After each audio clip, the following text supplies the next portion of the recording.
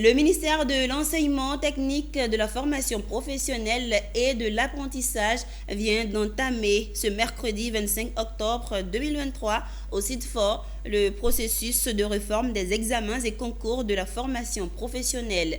L'atelier de validation lancé par le ministre Nguessan Kofi va donc permettre de discuter des bonnes méthodes en matière d'évaluation, de certification, mais aussi de la durée des sessions des examens.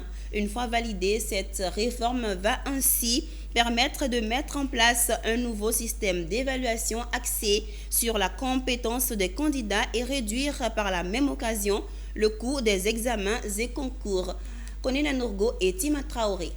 C'est le dernier virage amorcé par le ministère de l'Enseignement technique, de la formation professionnelle et de l'apprentissage pour se doter d'un nouveau système d'évaluation et de certification. Cet atelier ouvert ce mercredi 25 octobre au SIDFOR va permettre de discuter en profondeur la réforme des examens et concours de la formation professionnelle.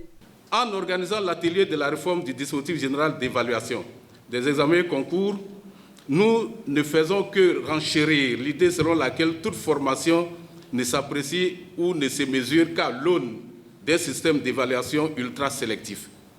Mesdames et messieurs, depuis des mois, l'inspection générale, cheville ouvrière de ce projet de réforme, les formateurs, les syndicats, ainsi que les représentants du monde de l'entreprise et les acteurs intervenant dans l'organisation des examens et concours ont travaillé sur le processus de l'organisation des examens et concours, allant du passage en revue des textes existants, de la conception et du choix des sujets, en passant par l'analyse du nombre des épreuves proposées, des volumes horaires consacrés, des coefficients affectés, des acteurs, à l'élaboration des documents afférents aux activités et au déroulement des épreuves.